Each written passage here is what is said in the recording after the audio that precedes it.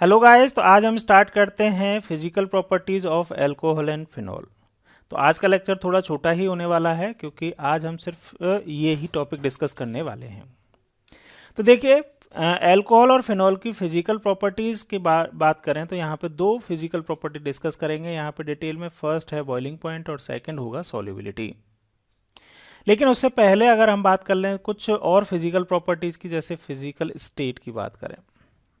Physical state की बात करें तो अल्कोहल जो हैं उनके स्टार्टिंग के होमोलॉग्स जो हैं वो लिक्विड स्टेट में मिलते हैं। जैसे फॉर एग्जांपल आप जानते ही हैं, ये है मिथाइल अल्कोहल या मीथेनॉल। इसके अलावा इथाइल अल्कोहल C2H5OH, ये दोनों ही किस स्टेट में मिलते हैं? आपको लिक्विड स्टेट में मिलते हैं। ठीक है, ओके। इसके अलावा नेक्स्ट जो है, नेक्स्ट फिजिकल प्रॉपर्टी की बात करें तो वो आ जाती है आपकी कलर। तो अल्कोहल जो होते हैं वो जनरली प्योर स्टेट में कलरलेस होते हैं, इनका कोई कलर नहीं होता, कलरलेस होते हैं। थर्ड, अगर बात करें इनकी ऑर्डर या स्मेल की, ऑर्डर की या स्मेल की, तो OH जो होते हैं मतलब OH कंटेनिंग कंपाउंड्स यानी कि अल्कोहल्स या फिनॉल जो होते हैं, इनकी करेक्टरिस्टिक स्मेल होती है ना, करेक्टरिस्टिक स्मेल होती है। इनको आप एक बार अगर स्मेल कर लेंगे तो उसके बाद में आप नेक्स्ट टाइम जब भी आपके सामने वो स्मेल आएगी तो आप एक बार में ही पहचान लेंगे कि ये स्मेल जो है वो अल्कोहल की है। और वो किसकी वजह से होती है? OH फंक्शनल ग्रुप की वजह से होती है। तो देखो, यहाँ पे भी बोल रखा है कि अल्कोहल और फिनॉल जो होते हैं उसके दो पार्ट होते हैं। आप देख ही रहे हैं, जैसे कोई भी ROH लिखा मैंने, ये अल्कोहल है, या फिनॉल लिखा तो PHOH लिखा, तो इसके दो पार्ट हैं। एक तो OH वाला पार्ट है और सेकंड पार्ट वाला जो है वो एल्काइल या फिनाइल वाला पार्ट है। तो OH वाले पार्ट को तो हम क्या बोलते हैं? फंक्शनल ग्रुप बोलते हैं। इसको तो फंक्शनल ग्रुप बोलते हैं। इसको बोलते हैं हाइड्रोकार्बन ग्रुप। तो दो ग्रुप हो गए, एक तो एल्काइल या एराइल ग्रुप हो गया और दूसरा है हाइड्रोक्सिल ग्रुप, जिसको फंक्शनल ग्रुप बोलते हैं।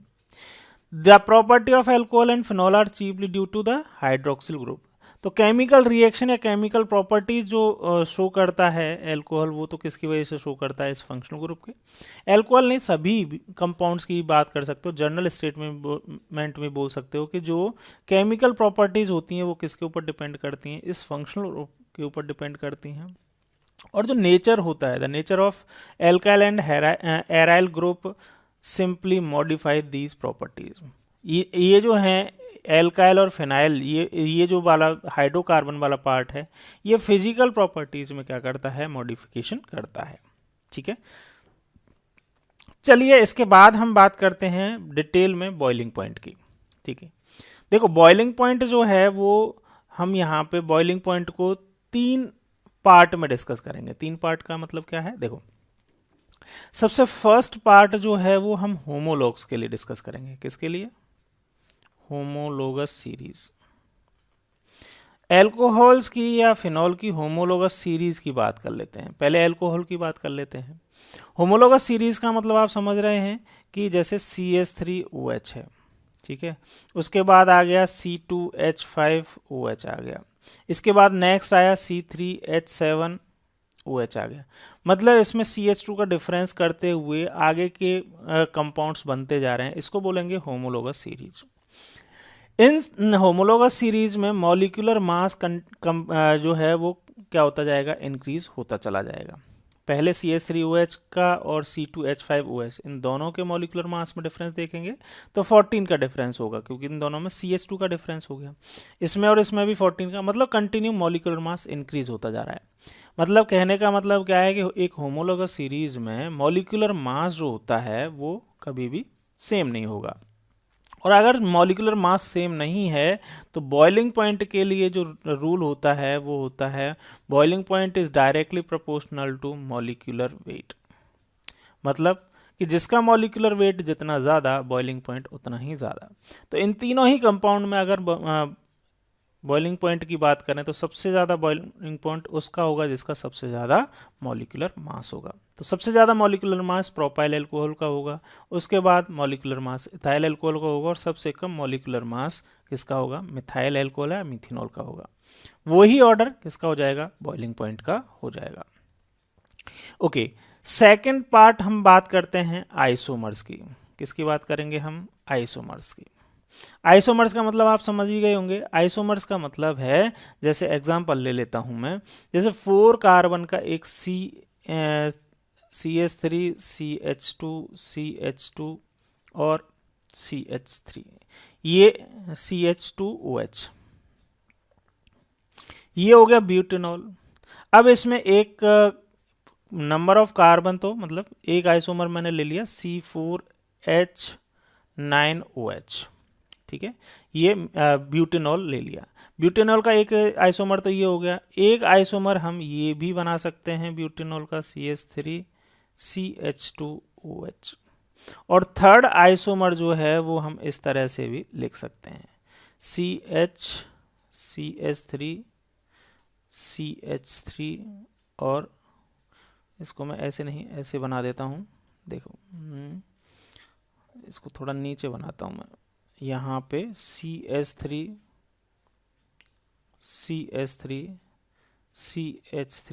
और OH। तो यहाँ पे 3 आइसोटोप्स हो गए। यहाँ पे फर्स्ट ये है, सेकंड ये है और थर्ड ये है। अब इसमें देखें तो इन तीनों का ही मॉलिक्यूलर मास जो है वो तो सेम है, C4H9OH, क्योंकि मॉलिक्यूलर फॉर्मूला सेम है। तो ये वाला कॉन्सेप्ट तो यहाँ पे लगेगा नहीं बॉइलिंग पॉइंट का।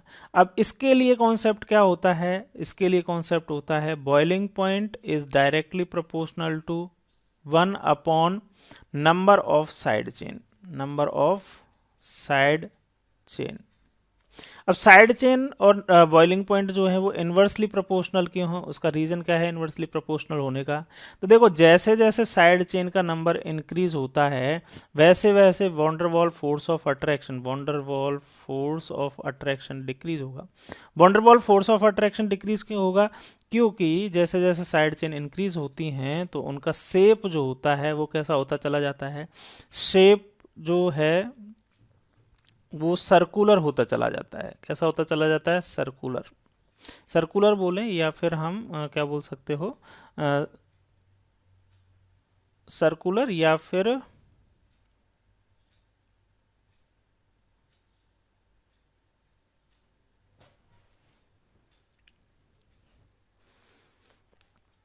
स्फेरिकल बोल सकते हैं। स्फेरिकल होता जाएगा, 3D में देखेंगे तो स्फेरिकल, और अगर 2D में देख रहे हैं तो सर्कुलर होता जा रहा है। इसका मतलब क्या है कि इसका सरफेस एरिया जो है वो डिक्रीज होता जाएगा, और डिक्रीज होता जाएगा तो वॉन्डरवॉल फोर्स ऑफ अट्रैक्शन जो है वो क्या होता चला जाएगा? डिक्रीज होता चला जाएगा। और वॉन्डरवॉल फोर्स ऑफ अट्रैक्शन जितना कम होगा मॉलिक्यूल्स के बीच में, उतना ही बॉइलिंग पॉइंट भी कम होगा। तो इन तीनों में देखिए सबसे कम बॉइलिंग पॉइंट किसका होगा? सबसे कम बॉइलिंग पॉइंट होगा जो सबसे ज़्यादा ब्रांच रखता होगा। तो थर्ड नंबर का जो है वो सबसे ज़्यादा ब्रांच रखता है, इसका बॉइलिंग पॉइंट सबसे कम हो जाएगा। सेकंड में सिर्फ एक ब्रांच है इसलिए सेकंड का, और सबसे ज़्यादा बॉइलिंग पॉइंट किसका होगा? जिसमें कोई भी ब्रांच नहीं है, मतलब फर्स्ट वाला पार्ट। तो ये बॉइलिंग पॉइंट का ऑर्डर हो जाएगा। तो यहाँ पे कॉन्सेप्ट दो निकल के आ गए, एक तो बॉइलिंग पॉइंट का मॉलिक्यूलर वेट के अकॉर्डिंग, एक नंबर ऑफ साइड चेन के अकॉर्डिंग। ठीक है, तो हमने दो बात कर ली हैं यहाँ पे, एक आइसोमर की भी बात कर ली है, होमोलोगस सीरीज की भी बात कर ली है। एक और बात करते हैं, किसकी बात करते हैं? देखो, एक थर्ड जो है वो है हमारा किसका पार्ट? थर्ड हम बात करते हैं comparable molecular mass containing compounds की। किसकी? Comparable molecular weight containing compounds. मतलब क्या हुआ इसका? Containing compounds. इसका मतलब क्या हुआ? इसका मतलब हुआ कि एल्कोहल्स जो होते हैं उनका बॉइलिंग पॉइंट का कंपैरिजन हम किससे कर रहे हैं? ऐसे कंपाउंड जिनका मॉलिक्यूलर मास एल्कोहल के अप्रोक्सीमेटली इक्वल है, जैसे ईथर हो गया या फिर हेलो एल्केन्स हो गए, हेलो एल्केन्स हो गए या फिर सिंपल एल्केन्स हो गए। इनका जो मास है, इनका मॉलिक्यूलर मास जो है वो एल्कोहल के अप्रोक्सीमेटली इक्वल होता है। जैसे एग्जांपल ले लेते हैं एक, फॉर एग्जांपल अगर CH3CH2OH इसकी बात की और एक हमने बात की CH3OCH3, तो इन दोनों का तो मास बिल्कुल एग्जैक्टली सेम ही है। अगर इनकी जगह में अगर क्या लगा देता हूँ, क्लोरीन इसके लगे अगर कोई हाइड्रोकार्बन भी लगा दें, है ना, मतलब अगर मैंने यहाँ CH3CH2F इस तरह से हेलो एल्केन्स मैंने ले लिया तो भी इनका मॉलिक्यूलर मास जो है वो अप्रोक्सीमेटली सेम है। तो कंपेरेबल मॉलिक्यूलर मास वाले कंपाउंड्स में अगर कंपेयर करें तो बॉइलिंग पॉइंट जो होता है वो किसका ज़्यादा होता है, एल्कोहल्स का ज़्यादा होता है। अब रीज़न क्या है कि एल्कोहल्स का ज़्यादा क्यों होता है, तो उसका रीज़न है इंटरमॉलिक्यूलर हाइड्रोजन बॉन्डिंग। इन कंपाउंड्स में हाइड्रोजन बॉन्डिंग नहीं होती है, जबकि एल्कोहल में इंटरमॉलिक्यूलर हाइड्रोजन बॉन्डिंग होती है। इसीलिए एल्कोहल्स का बॉइलिंग पॉइंट जो होता है वो उसके comparable molecular weight containing compound से ज़्यादा होता है। ठीक है, समझ में आ गया। तो ये ही देखो जहाँ पे जैसे ये हाइड्रोजन बॉन्ड जो है वो दिखा रखा है, एल्कोहल अगर ROH है तो इस तरह से हाइड्रोजन जो है वो टू मोर इलेक्ट्रोनेगेटिव एलिमेंट्स के बीच में आ जाता है, तो वो क्या फॉर्म कर लेता है, एक एक्स्ट्रा बॉन्ड फॉर्म कर लेता है, जिसको हम क्या बोलते हैं, हाइड्रोजन बॉन्ड बोल देते हैं। ठीक है, तो ये हाइड्रोजन बॉन्ड यहाँ पे है और फिनॉल के मॉलिक्यूल्स के बीच में भी हाइड्रोजन बॉन्ड होगा। क्लियर। तो ये ही इसमें 3 पॉइंट यहाँ पे दे रखे हैं कि 3 तरह से हम इसके एल्कोहल के बॉइलिंग पॉइंट को कंपेयर कर सकते हैं। चलिए एक एग्जांपल और है, कंपेरेबल जो मॉलिक्यूलर मास हैं उनको हम कैसे देख सकते हैं। जैसे इथेनॉल का एग्जांपल लिया, इथेनॉल का मॉलिक्यूलर मास होता है 46, मिथॉक्सी मीथेन का भी मॉलिक्यूलर मास होता है 46। ठीक है, और एल्केन इसके करस्पॉन्डिंग एल्केन अगर हमने ले लिया तो उसका मॉलिक्यूलर मास जो है वो 44 है, तो अप्रोक्सीमेटली 46 44 अप्रोक्सीमेटली सेम है। लेकिन देखो बॉइलिंग पॉइंट में डिफरेंस कितना है, इसका इथेनॉल का बॉइलिंग पॉइंट है 351 केल्विन, जबकि मिथॉक्सी मीथेन का 248 है और इसका तो 243 है। कितना कम हो गया, मतलब एकदम से अगर इसकी देखें मॉलिक्यूलर मास तो दोनों का सेम है, लेकिन बॉइलिंग पॉइंट में डिफरेंस कितना हो गया, काफ़ी ज़्यादा हो गया, 103 केल्विन के आसपास बॉइलिंग पॉइंट में डिफरेंस हो गया। रीज़न क्या है, नो हाइड्रोजन बॉन्डिंग, यहाँ तो कोई हाइड्रोजन बॉन्ड नहीं है, लेकिन यहाँ पे इंटरमॉलिक्यूलर हाइड्रोजन बॉन्ड प्रेजेंट होते हैं, इसीलिए उनको इंटरमॉलिक्यूलर हाइड्रोजन बॉन्ड को ब्रेक करने के लिए एक्स्ट्रा एनर्जी की रिक्वायरमेंट होती है, और एक्स्ट्रा एनर्जी जो होती है तो वो उसकी वजह से क्या हो जाता है, बॉइलिंग पॉइंट इंक्रीज हो जाता है। क्लियर है, ये आपको बॉइलिंग पॉइंट के बारे में समझ में आ गया। चलिए आगे बात करते हैं सॉल्युबिलिटी की। ठीक है, सॉल्युबिलिटी की अगर बात करें तो सॉल्युबिलिटी जो होती है, वैसे तो सेम डिजॉल्व सेम वाला जो फिनोमिना होता है उसके अकॉर्डिंग हम सॉल्युबिलिटी एक्सप्लेन करते हैं, लेकिन अल्कोहल के केस में और फिनॉल के केस में क्योंकि हाइड्रोजन बॉन्ड बनते हैं, तो हाइड्रोजन बॉन्ड बनने की वजह से alcohols and phenol in water is soluble. Solubility जो होती है वाटर में, वो वाटर, ये वाटर का मॉलिक्यूल है H2 और ये अल्कोहल का मॉलिक्यूल है, ये अल्कोहल का मॉलिक्यूल है, ये अल्कोहल का मॉलिक्यूल है। ठीक है, ये वाटर का मॉलिक्यूल है, ये वाटर का मॉलिक्यूल है। ठीक है, तो यहाँ पे आप देखें कि एक अल्कोहल का मॉलिक्यूल जो है वो 3 साइड से हाइड्रोजन बॉन्ड बना रहा है, इसीलिए ये हाइड्रोजन बॉन्ड है। ठीक है, इसीलिए जो अल्कोहल्स हैं वो क्या होते हैं, वाटर में सॉल्युबल होते हैं। ठीक है, solubility of alcohol and phenol in water is due to their ability to form hydrogen bond with water molecules as shown। ठीक है, इसमें जैसे the solubility decreases with increasing size of alkyl और aryl। जो इसका साइड चेन है, जो hydrocarbon वाला पार्ट है, जैसे जैसे इसका साइज इंक्रीज होता जाएगा सॉल्युबिलिटी डिक्रीज होती जाएगी। ठीक है, क्योंकि ये हाइड्रोकार्बन वाला पार्ट जो होता है वो हाइड्रोफोबिक होता है। हाइड्रोफोबिक का मतलब जो वाटर से दूर भागता है, वाटर से अट्रैक्ट या हाइड्रोजन बॉन्ड तो कौन बना रहा है, ये फंक्शनल ग्रुप वाला पार्ट बना रहा है, OH वाला पार्ट बना रहा है। Several of the lower molecular mass alcohol are miscible with water in all proportions। मतलब कहने का मतलब क्या है कि वाटर में सब जो स्टार्टिंग के अल्कोहल्स हैं, स्टार्टिंग के अल्कोहल मतलब मीथेनॉल, इथेनॉल, प्रोपेनॉल, ये तो वाटर में मिक्सिबल हैं। ठीक है, किसी भी प्रोपोर्शन में आप मिक्स कर लीजिए वो 100% मिक्स हो जाते हैं। क्लियर है। इसके अलावा सॉल्युबिलिटी की बात करें ऑर्गेनिक सॉल्वेंट्स में, तो ये जो हैं एल्कोहल्स जो हैं वो ऑर्गेनिक कंपाउंड्स हैं, तो ऑर्गेनिक कंपाउंड में भी ये सॉल्युबल हैं, या ऑर्गेनिक सॉल्वेंट में भी ये इजीली सॉल्युबल हैं। इंपॉर्टेंट बात ये है कि ऑर्गेनिक कंपाउंड होने के बावजूद भी ये वाटर में सॉल्युबल हैं। उसका रीज़न आपको ध्यान रखना है, क्या है? Intermolecular hydrogen bonding. ओके, तो ये हमने बात कर ली डिटेल में बॉइलिंग पॉइंट और सॉल्युबिलिटी की। तो एक क्वेश्चन भी है, एक एग्जांपल भी दे रखा है यहाँ पे आपका इस बॉइलिंग पॉइंट के अकॉर्डिंग के बेसिस पे। Arrange the following set of compound in order of their increasing boiling point. Boiling point के इंक्रीजिंग ऑर्डर में अरेंज करना है। अब देखो बॉइलिंग पॉइंट के इंक्रीजिंग ऑर्डर में अरेंज करना है तो दो बातें आपको याद रखनी है इसमें क्वेश्चन में। कौन कौन सी? बॉइलिंग पॉइंट जो होता है अगर इंक्रीजिंग ऑर्डर में है तो सबसे पहले तो आप देखेंगे मॉलिक्यूलर वेट इंक्रीज हो रहा हो, और दूसरा देखेंगे नंबर ऑफ साइड चेन जो है वो डिक्रीज हो। ठीक है, तो इंक्रीजिंग ऑर्डर में अरेंज हो जाएगा। तो फर्स्ट है पेंटेन 1-ऑल, पेंटेन 1-ऑल। दूसरा है ब्यूटेन 1-ऑल। तीसरा है ब्यूटेन 2-ऑल। नेक्स्ट है इथेनॉल, प्रोपेन 1-ऑल और मीथेनॉल। अब इसमें ईथ मीथ प्रोप ब्यूट से ही आपको समझ में आ गया कि सबसे कम मॉलिक्यूलर मास जो है वो इसका होगा CH3OH का।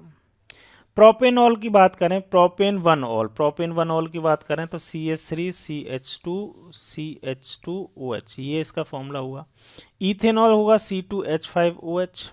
ब्यूटेन 2-ऑल और ये ब्यूटेन 1-ऑल। देखो ब्यूटेन 2-ऑल और ब्यूटेन 1-ऑल इन दोनों में हम क्या देखेंगे? ये साइड चेन वाला देखेंगे। बाकी सभी में मॉलिक्यूलर वेट से आप कंपेयर कर लेंगे। तो सबसे कम किसका मॉलिक्यूलर मास है? मीथेनॉल। तो सबसे कम जो हो जाएगा वो किसका हो जाएगा? इस मीथेनॉल का हो जाएगा। सबसे पहले मीथेनॉल लिख दिया। उसके बाद नेक्स्ट नंबर पे मॉलिक्यूलर वेट जो है वो इथेनॉल का आएगा, क्योंकि 2 कार्बन का है तो इथेनॉल आ गया। इथेनॉल के बाद प्रोपेनॉल आएगा, प्रोपेनॉल लिख दिया। प्रोपेनॉल के बाद में ब्यूटेनॉल आएगा। अब देखो ब्यूटेनॉल में इसमें ब्यूटेन 1-ऑल और ब्यूटेन 2-ऑल, इसको बना के देख लेते हैं। देखो CH3 CH2 CH2 और CH2OH। एक तो ब्यूटेन 1-ऑल तो ये हो गया। ब्यूटेन 2-ऑल की बात करें तो CH3 CH2 CHOH and CH3, ये ब्यूटेन 2-ऑल हो गया। ब्यूटेन 1-ऑल और ब्यूटेन 2-ऑल इसमें देखें तो ब्यूटेन 2-ऑल जो है इसका शेप जो है इसमें ब्रांचिंग हो गई है ना, इसमें ब्रांच, एक ये ब्रांच बन गई, या यूं कहते हैं कि इसका शेप जो है वो स्फेरिकल हो गया। और स्फेरिकल हो गया तो मैंने आपको बताया है कि नंबर ऑफ साइड चेन जितनी इंक्रीज होंगी बॉइलिंग पॉइंट उतना ही कम हो जाएगा। तो 1 और 2 में बॉइलिंग पॉइंट किसका ज़्यादा होगा? ऑब्वियसली जो क्या है विदाउट ब्रांच है, ब्रांच बढ़ गई तो बॉइलिंग पॉइंट कम हो जाएगा। तो इसका बॉइलिंग पॉइंट ज़्यादा होगा, इसका कम होगा। तो पहले कम वाला लिखेंगे, ब्यूटेन 2-ऑल लिख दिया। फिर उसके बाद ब्यूटेन 1-ऑल और लास्ट में पेंटेन, मतलब पेंटेन का फॉर्मूला क्या होगा? पेंटेन 1-ऑल दे रखा है। अब 2-ऑल दे देता तो भी कोई दिक्कत नहीं थी, लिख सकते थे हम। 1 2 3 4 एंड 5 कार्बन है और OH लगा हुआ है, तो ES ब्यूटेन पेंटेन 1-ऑल हो जाएगा। क्योंकि मॉलिक्यूलर मास इन सब में सबसे ज़्यादा है तो सबसे हाईएस्ट बॉइलिंग पॉइंट पेंटेन 1-ऑल का होगा। देखिए अब हम बात करते हैं सेकंड वाले पार्ट की। तो सेकंड वाले पार्ट में इसमें पेंटेन 1-ऑल, n butane, pentanal and ethoxy methane दे रखा है।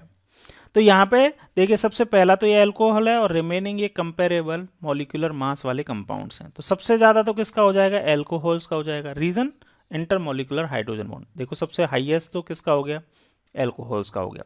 उसके बाद बचा हुआ ये एल्केन है, ये एल्डिहाइड है और ये ईथर है। तो इनके देखिए एक बार स्ट्रक्चर बना लेते हैं, जैसे CH3 CH2 CH2 और CH3। ये तो हो गया आपका क्या? N butane. दूसरा है पेंटेनल।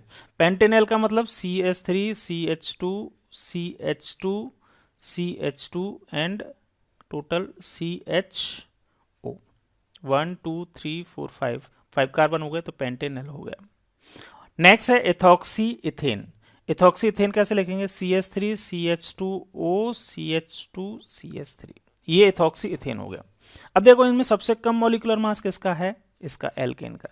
तो सबसे कम बॉइलिंग पॉइंट भी किसका हो जाएगा? इस एल्केन का हो जाएगा। अब नेक्स्ट है इन दोनों में कंपेयर करो, तो इसमें टोटल नंबर ऑफ कार्बन तो 4 है, इसमें टोटल नंबर ऑफ कार्बन 5 है। तो इन दोनों में से किसका बॉइलिंग पॉइंट कम होगा? ऑब्वियसली इस ईथर का कम होगा, तो सेकंड नंबर पे ईथर आ गया। उसके बाद इन दोनों में से ईथर के बाद किसका आएगा? एल्डिहाइड, तो ये एल्डिहाइड आ गया। और सबसे ज़्यादा तो हमने पहले एक इसका तो निकाल ही लिया था, एल्कोहल का आएगा, क्योंकि इसमें हाइड्रोजन बॉन्ड होगा। तो ये हमने स्टार्टिंग वाले ये वाले पार्ट जो हैं, ये तीन ये वाले पार्ट जो स्टार्टिंग वाले लिए हैं, वो तो किसकी वजह से, किसके अकॉर्डिंग देखे हैं? मॉलिक्यूलर वेट के अकॉर्डिंग। और ये सबसे हाईएस्ट है क्योंकि इनके बीच में इंटरमॉलिक्यूलर हाइड्रोजन बॉन्ड होते हैं। क्लियर है? समझ में आ गया? तो चलिए ठीक है, आज के लिए इतना ही रखते हैं। नेक्स्ट लेक्चर में हम स्टार्ट करते हैं क्या? Chemical reactions of alcohol and phenol. चलिए मिलते हैं नेक्स्ट लेक्चर में। Thank you.